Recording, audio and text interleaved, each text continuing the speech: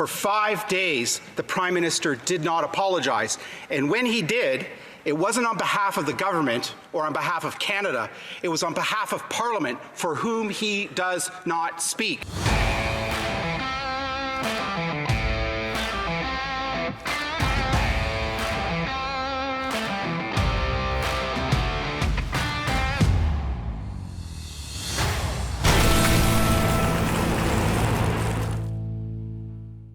Welcome back to Northern Perspective, everyone. I'm Cypher. And I'm Fox. Today's question period, although it had many of the same talking points that the opposition has been saying all week, felt very different than usual. Stick around and we'll tell you what we noticed and why we think an election could be on the horizon. Before we get to that, we'd like to give a shout out to Paul D. and to Tanny Annie for keeping us fed this week by buying us several pizzas each. Help us keep this channel growing strong by hitting that like button to help push this out to more viewers, and subscribe to the channel so you're notified about our next episode. If you would like to support the channel, check out the description of this video for more details. Now let's get into it. The Prime Minister is seen as a clown around the world at the moment. Whether you blame the former Liberal Speaker of the House for having recognized a former Nazi in Parliament, or whether you don't, well, either way, it took 5 days for the Prime Minister to stop hiding and avoiding his responsibility to defend Canada's reputation. But whether you blame him or the Liberal Speaker for recognizing a Nazi on the floor of the House of Commons, we all agree that it took him 5 days while he hid under a rock and let our reputation be torn to tatters. Why was he more concerned about protecting his personal reputation rather than defending the nation's? Short answer, Fox. Because he's a total narcissist. Correct. Honorable Leader, Chambre du Gouvernement. Thank you, Mr. Speaker. Every member of Parliament actually recognized that it was the Speaker's responsibility. That's why they called upon him to resign, and that's why he did resign. Thank you, Mr. Speaker. The Honourable Leader of the Official Opposition. And for 5 days, the Prime Minister was in hiding. And he's in hiding from answering my questions today about the people who are starving. We've got 7 million Canadians who are not eating enough because of the price of food. 1.5 million going to food banks. Food banks across this country have lineups that go around the street never before seen. The middle class hungry is the new phenomenon the Prime Minister has brought us after 8 years in power. His solution? A radical quadrupling of the carbon tax to 61 cents a litre on the farmers and truckers who bring us our food. Will he finally adopt the Conservative common sense plan to axe the tax to bring home affordable food? Okay, so we'll be commenting a little differently on this question period than we have in the last couple. Mainly because there's, as Fox said in the beginning, there's a bit of a different feel going on. Now, you'll notice that in most, if not all of Pierre's statements over the last few days, they've been directed towards the Speaker. They've been directed towards Trudeau.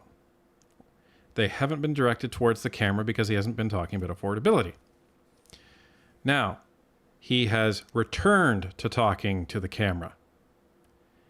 So it's an interesting, subtle little strategy that he's doing, because he knows channels like ours are covering him. He knows Clyde Do Something is covering him.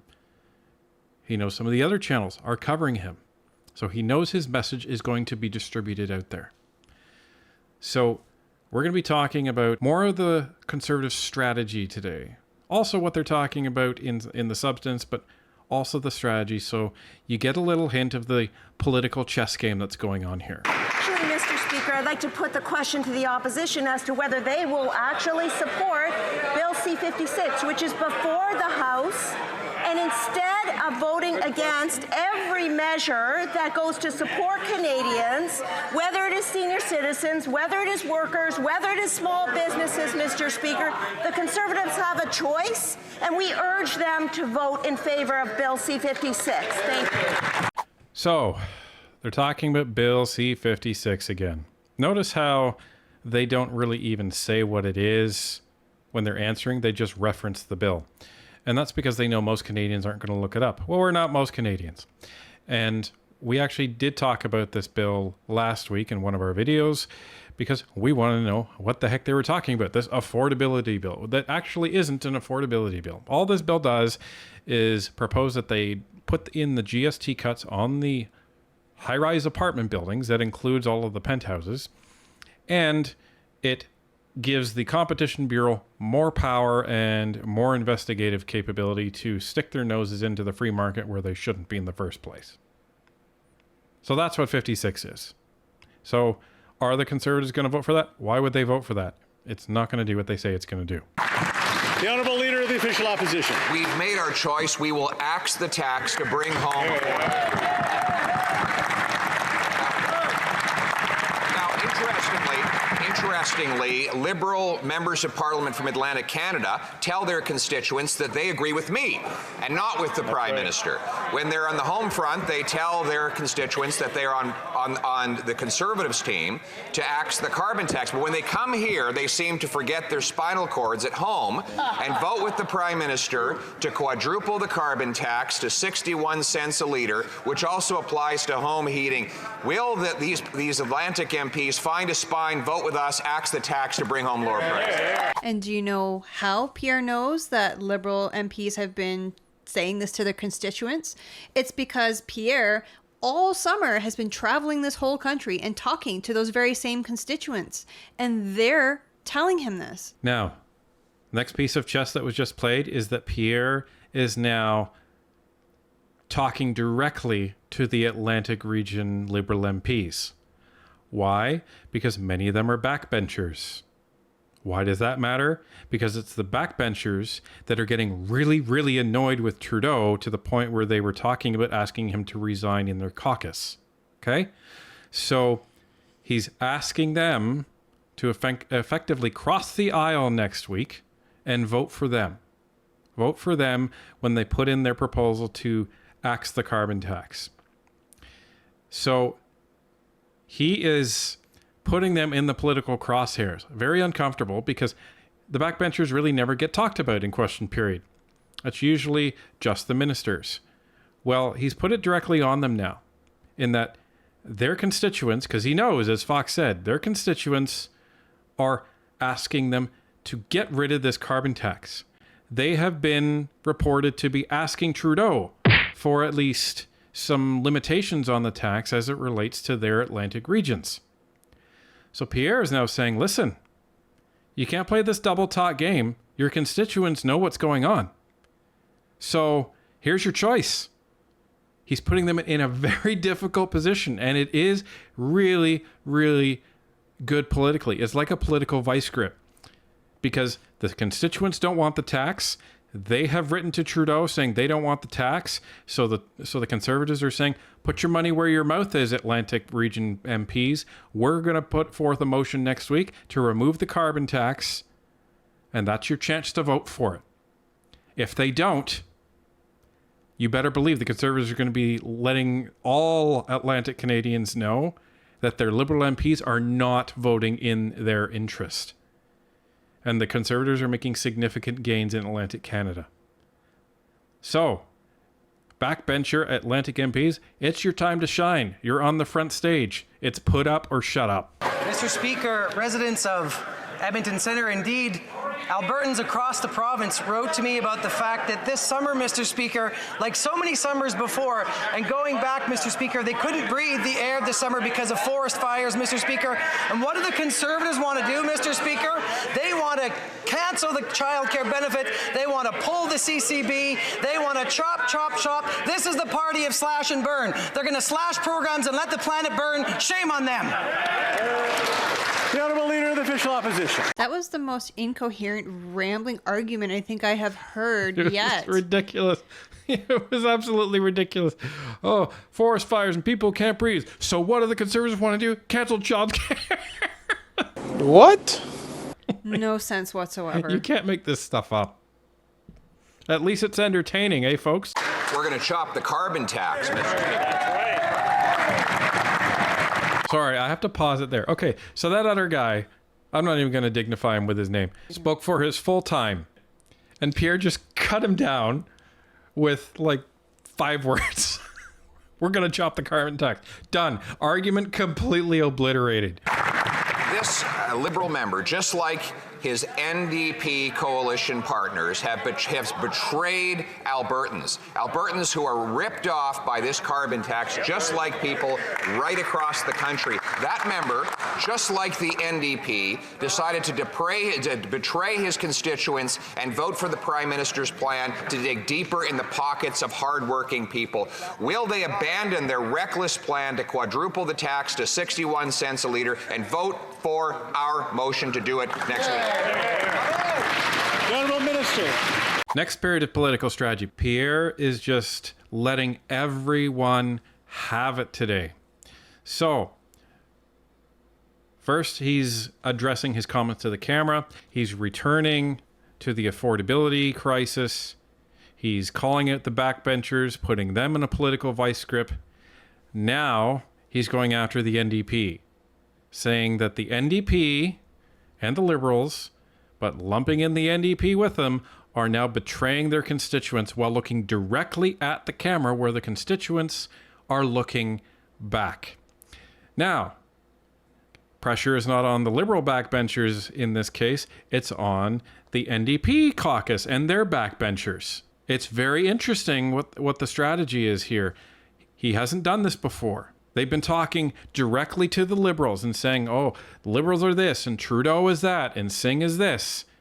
And they've referred to the NDP as a whole. But this is different. I'll tell you what's reckless is the Conservative ideology that somehow pausing renewable projects is a good strategy. Mr. Speaker, I can tell you people in my riding and in our province want us to lean in. They want clean electricity. They want reasonable electricity. They want hydrogen plants. Mr. Speaker, they want to be part of the economy of future. These guys want to slash and burn. Shame on them. We're here to deliver for Albertans and for Canadians. The Honourable Leader of the Official Opposition. Monsieur le Président, aujourd'hui, le chef... Mr. Speaker, today the leader of the Bloc lost it because we highlighted the fact that on June 5th, he voted to implement the second carbon tax, which applies to Quebec. He lost it because we mentioned the fact that one of his members, and I'm quoting, wants to radically increase the carbon tax on the backs of Quebecers. And I think he's going to lose it again in a few moments. I'm sure of it. Will the Prime Minister keep working with the leader of the Bloc Québécois and keep increasing taxes on the backs of Canadians? So this is somewhat unique because the opposition parties don't typically go after each other in question period. Usually the purpose of question period is for the opposition to ask questions of the government. So they're not really supposed to be going after each other and bickering amongst themselves. And it is interesting because Pierre's making his rounds. First it was the Liberal backbenchers, then it was the NDP caucus. Now it's the Bloc. Why the Bloc? Because that's the other region that the Conservatives are starting to make gains in when it comes to the vote, right? So now he's trying to sow division within the Bloc. And carbon tax is the main issue. So very interesting. And notice he said that specifically in French, right? Understand, he wasn't talking to the Bloc. He wasn't talking to the Liberals. He wasn't talking to the NDP. He was talking to the Bloc voters. That's why he said all of that in French. Very, very calculated here. It seems like it's ad hoc, but it's very calculated. The Honourable Member for Belleuil-Chambly. The leader of the official opposition used the word clown earlier. That's interesting. Why wouldn't he decide to axe subsidies to oil companies? But all right, we have at least a year left before them, so we should instead consider last Friday's saga again. No call to President Zelensky or to the Jewish community or veterans from Quebec and Canada who fought the Nazis.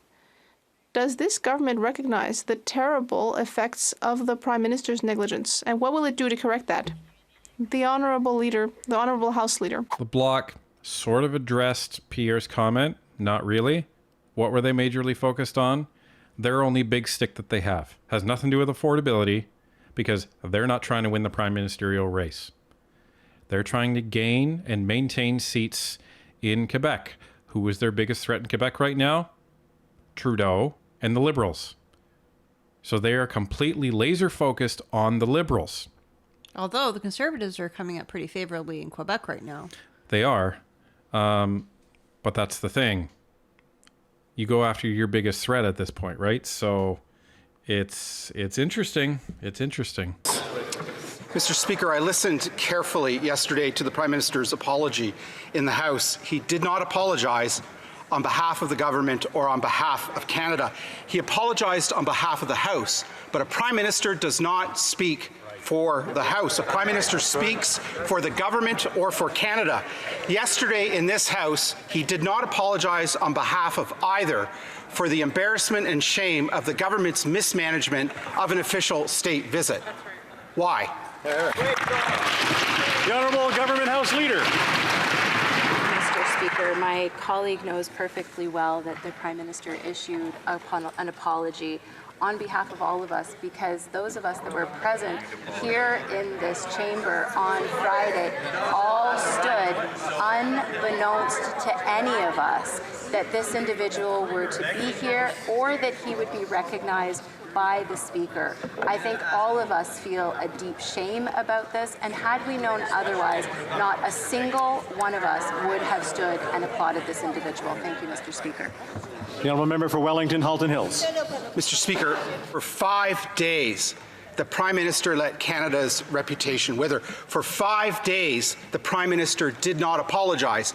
And when he did, it wasn't on behalf of the government or on behalf of Canada. It was on behalf of Parliament, for whom he does not speak. Why did he avoid speaking on behalf of himself, the government, or Canada? It's very interesting that they have Michael Chong rising to say this, because he is viewed, as Fox has said before, with a massive amount of integrity and respect on all sides of the House and all sides of the political spectrum. And he sounds angry at the end of that. And he absolutely should be. But it's very strategic to have Chong go after Trudeau on this. Notice that he's not talking about affordability like Pierre was. This is Pierre having Michael Chong rise with the respect of the House behind him, asking this question. And it just sounds so much worse. It's almost like, you know, that teacher that you really respected, and the worst thing that you can do is not have them angry at you, but have them disappointed with you. That's what this was for. And notice Karina Gold didn't really have anything to say back because it was Michael Chong. This morning, there was an incredibly long queue outside a food bank in Quebec. People can no longer put food on the table after 8 years of this Liberal government. The carbon tax is contributing a large proportion of this unacceptable situation because it applies to the production and transportation of what we buy at the grocery store. The Liberal Bloc is supporting this tax, which is sending people to food banks, and even worse, the Bloc Québécois wants to radically increase the carbon tax. There is a price when you vote for the Bloc, and everyone is realizing that. So instead of just yelling and screaming in this House, will the Bloc Québécois finally show some compassion and vote for our motion to cancel the carbon taxes? Again, this was very strategic. The opposition parties don't typically go after each other, but this time Berthold did. He went after the Bloc, and he did it in French so that he was speaking to the Bloc voters, not necessarily the Bloc itself, but the voters, saying, do you really want a government like this? Do you really want a representative like this? And the other thing that he said, which is similar to what the Conservatives had been saying at the beginning of Parliament, they were saying a NDP Liberal government. Here, he said a Liberal Bloc government, right? So they are really going after them. And notice he said, yeah, he was talking about voting for the carbon tax next week, but he was also talking about the individual constituent voting for the Bloc. This isn't normal talk, as you've heard in question period. It is not typical to be talking about votes right now. This is extremely surgical. Mr. Speaker, while households are struggling with higher mortgage and interest costs, the Canadian taxpayer is going to get sideswiped. That's because this year the government has to borrow over $420 billion just to satisfy their spending and deficits. It also expected to pay almost $44 billion in servicing the debt, except that assumed that interest rates were actually going to come down by the end of this year, except interest rates have gone up. So will the Minister of Finance stand up and tell Canadians how much taxpayers are on the hook because interest rates haven't come down? Thank you very much, Mr. Speaker. Obviously, I've hit a nerve with the Conservatives here because when I spoke to a member of my constituency, when I spoke to this mother, she was concerned about how much the Conservative plan would cost her. You see, she is relying on the Canada Child Benefit, which continues to go up because it is indexed to inflation. She is relying on the supports of our government. She is relying on the construction of new homes that our government is committed to build. And this Conservative Party is nowhere to be found. I wanted this clip included because I found it particularly disturbing how this member is talking about a constituent in her riding, a single mother who is relying on these government handouts to get by. And I'm not trying to shame this individual. What I'm trying to say is that this government thinks it is honorable to put your citizens into such poverty that they need to rely on your handouts. And if you don't vote for us, then you're going to starve. And that's exactly what this minister is doing. She's saying, if the Conservatives get into power, all these things will go away and that poor woman won't have any money because we won't be here to give it to her. That is not what you should be doing as a government. You should not be making your people reliant on you for their daily living expenses. So this lady's all proud that people have to rely on the government in order to survive. That's disgraceful. That means you have completely mismanaged the economy. But Canadians are waking up to that. They understand that. And you know how we know that? Well, let's take a look at the polls, shall we? So, this is from 338 Canada. And this is up to date as of today. Just to remind everybody, each of these dots represents a polling result for a specific poll on a specific day. Now, what you've heard from Trudeau and what you've heard from other Liberals is, oh, well, polling numbers go up and down. We don't pay attention to polls. Right. You don't pay attention to one particular poll on one particular day. But what they do pay attention to are trends. Now, here's something very interesting. We've been doing some analysis based on these polls. The first interesting thing that we found is that when the Conservatives started to gain some steam, it was in May. Beginning of April, up to the beginning of May, the NDP enjoyed a little bit of a surge in popularity. Then, through the summer months, they did not enjoy a significant dip in popularity. That's what the trend shows. If we take a look at this trend, and we then map it to the Liberal trajectory, look what happens. The Liberals who were cruising along started to dip at almost the exact same point. And their trend line is the exact same trajectory as the NDP. Or let me say it the other way around. The NDP trend line is following the Liberals. What does that mean? That means that, as we've been saying this whole time, the NDP political life preserver is around the Liberals' neck. So as the Liberals go down, so does the NDP. Now, it's very interesting that the NDP didn't come out either way, for or against the recognition scandal that we saw this past week from Friday. I find that very interesting. And immediately following that, you had Pierre come out swinging at the backbenchers of the Liberals, which he never does. They introduce a bill to repeal, or a motion. They introduce a motion to repeal the carbon tax, which this is, I believe, the first time they've done it. And they're talking about the NDP Liberal Coalition and the Bloc Liberal Coalition. And they're telling Quebec voters, don't be voting for the Bloc. They're telling NDP voters, don't be voting for the NDP. They're putting the NDP members in a very uncomfortable position, and the Liberal backbenchers. And they're giving them a very hard choice. You either vote for your party or vote against your constituents. And constituents are watching. They're going to be watching next week when this motion goes through, and we're going to see what happens. If you've been in contact with your MP, even if you've just sent them an email that they haven't responded to, they'll see it. And if you've been in contact with them and you're telling them how difficult life is here in Canada, and you believe it's because of the carbon tax, and then next week you see them vote against this motion that the Conservatives are going to bring up, you're never going to go vote for that person again. Let's look at what's happened in the last little bit. Pierre has surged in the polls, both from a personal prime ministerial perspective and a Conservative Party perspective.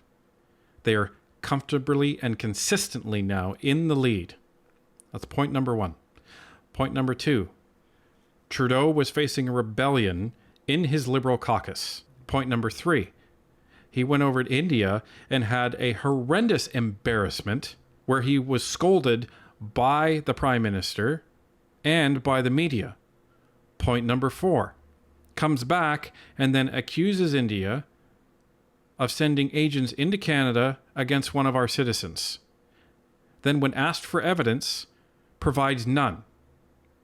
Point number four, shortly after he was trying to recover from that, we have the Zelensky debacle. Point number five, takes 5 days to apologize, appears for 1 day in question period, and then is gone again. And the last point I'll make is that he forced Anthony Rota to resign. He was his fall guy, and all of the Liberals saw that happen. And Rota resigned without Trudeau in the House. Trudeau decides to come the day after that happens, show his face, say, oh yeah, see, I'm the Prime Minister, and then leaves again, and leaves all of the rest of the Liberals to clean up his mess. Does that sound like somebody who wants what's best for this country? And now you have Pierre taking direct aim at all the parties today and putting everybody in a very difficult position with some specific motions. And based on everything that we've seen and everything that we're hearing, ladies and gentlemen, an election's on the way.